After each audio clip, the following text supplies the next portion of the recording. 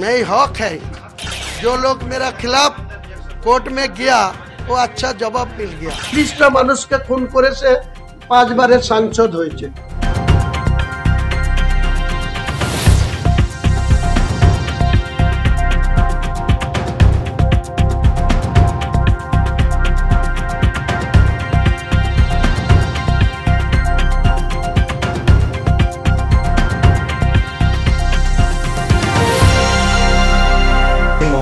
বিচারপতিগণ যে অর্ডারটা দিয়েছেন, যে আমাদের উপর ইনস্ট্রাকশন ছিল যে দেওয়া হয়েছে যে আমরা যাতে কোনো রকমভাবে কোনো আনপ্রোভার্ট ইনসিডেন্টে প্ররোচনা বা আমরা যাতে সাপোর্ট করি বা রাজ্য সরকার এবং কেন্দ্রীয় সরকারের যে বাহিনী থাকবে তাকে সহযোগিতা করা, সেটা আমরা আন্ডারটেকিং দিয়েছি।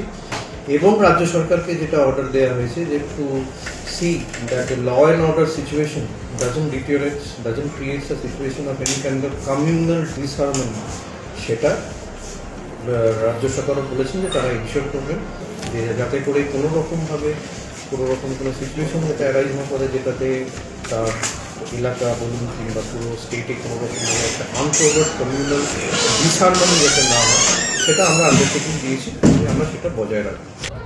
মহান আল্লাহর কাছে এটাই দোয়া চাইলাম যে কালকে যেন আমার যে বহুদিন থেকে যে আমার মনের ভিতরে একটা ইচ্ছা বা আমি গত 12/12/2024 যে আমি বেলডাঙ্গার কোনো একটা জায়গায় জমিতে পবিত্র বাবরি মসজিদের ভিত্তি স্থাপন করব, তো সেটা ইনশাল্লাহ কিছু বাধা বিপত্তি চলছিল।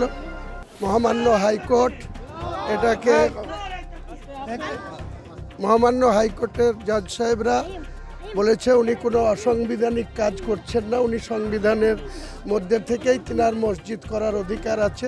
কাজেই মুর্শিদাবাদের পুলিশ সুপারকে কোর্ট বলেছে যে যাতে শান্তিপূর্ণভাবে এই অনুষ্ঠান হতে পারে তার জন্য সহযোগিতা করতে। ऐसे तो बोला मैं नीम रखूंगी। हाईकोर्ट का जज साहब जो निर्णय लिया मैं इनको बहुत खुश है। वो कॉन्स्टिट्यूशन के ऊपर में उनको जो जजमेंट आया, मैं उस जजमेंट को मैं बधाई दे रहा है। जज साहब को पास मैं अच्छा से बहुत शुक्रिया जज साहब को, हाईकोर्ट का जज साहब को। मैं हक है, मेरा हक है मैं मस्जिद बनाना। हाईकोर्ट जो लोग सजेस्ट किया, जो लोग मेरा खिलाफ कोर्ट में गया वो अच्छा जवाब मिल गया, उनका अच्छा जवाब मिल गया तो जज साहब ने दे दिया। बीजेपी के साथ ताल्लुकदार तो मुख्यमंत्री को साथ है, कभी अटल बिहारी वाजपेयी को साथ रिलेशन किया, कभी उनका गवर्नमेंट में रेल मंत्री बना, तो उनके मुख से एक बात बोल रहा है जो मेरा साथ कोई बीजेपी के लेना। मैं डायरेक्ट 18 महीना के लिए बीजेपी में था। 2019 में बीजेपी को 11 पार्लियामेंट सीट में उम्मीदवार था। আমাকে গ্রেফতার করা ছাড়া কিছুই করতে পারে না, আর একটা করতে পারে আমাকে কাউকে দিয়ে খুন করিয়ে দিতে পারে। অধীর চৌধুরী আসল খুনি মুর্শিদাবাদ জেলায় বসে আছে, 30টা মানুষকে খুন করেছে, 5 বারের সাংসদ হয়েছে, তো তার বিরুদ্ধে কোনো ব্যবস্থা নিতে পারে না। এরা চক্রান্ত করে আমাকে খুনও করতে দিতে পারে, খুন হতেও প্রস্তুত আছি, কোনো অসুবিধা নাই।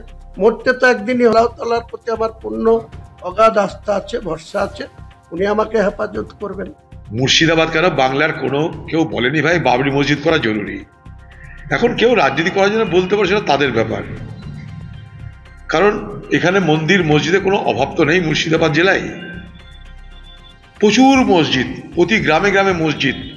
এখানকার সাধারণ মানুষ যারা সংখ্যালঘু সম্প্রদায়ের, চলে আসুন, জগন্নাথ দেবের মন্দির হয়ে গেল দীঘার তীরে, সেখান থেকে চলে গেল দিদি এবার পর্বতে, মহাকাল হবে উত্তরবঙ্গে, মধ্যবঙ্গ বাদ থাকবে কেন?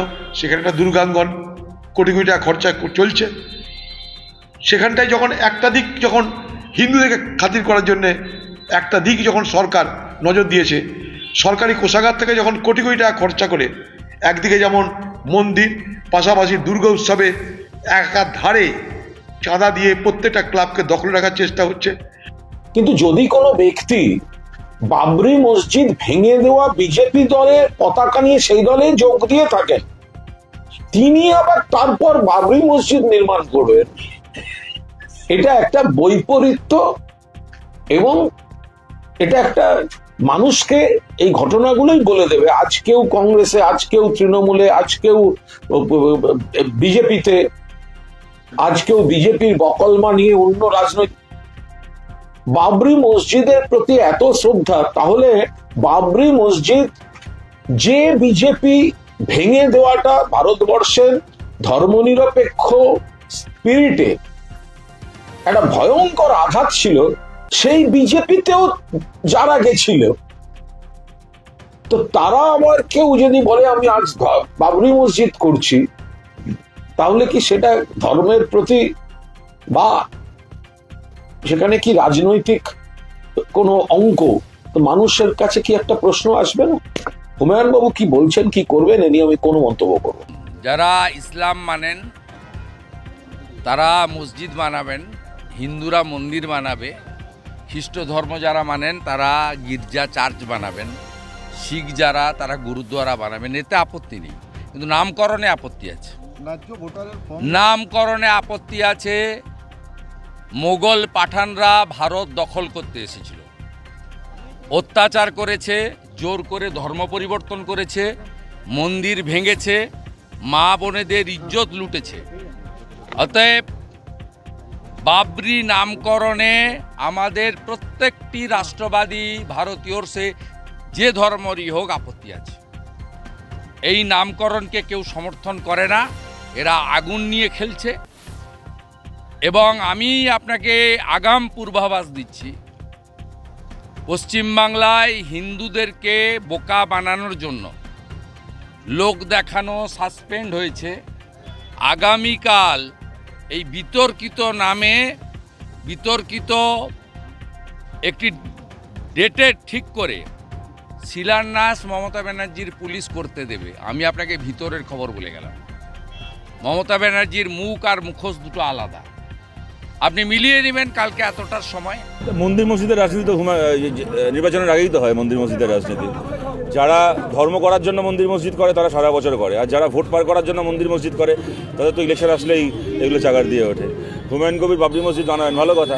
যখন বাবরি মসজিদ যে মাটিতে ধ্বংস হয়েছিল সে মাটিতে গিয়ে বানাতেন বুঝতাম। বাবরি মসজিদ তো আর মুর্শিদাবাদে ছিল না, ছিল অযোধ্যায়। তাও উনি মুর্শিদাবাদে মসজিদ বানাতেই পারেন। কিন্তু কথাটা হচ্ছে, বাবরি মসজিদ যারা ধ্বংস করেছিল উনি 2019-এর লোকসভা ভোটে সেই দলের প্রার্থী ছিলেন মুর্শিদাবাদে।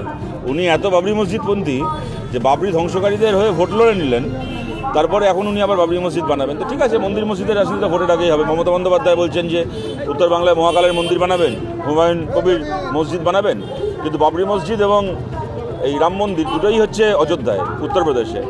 এখন উত্তরপ্রদেশের রাজনীতিকে পশ্চিমবাংলায় আমদানি করা হচ্ছে।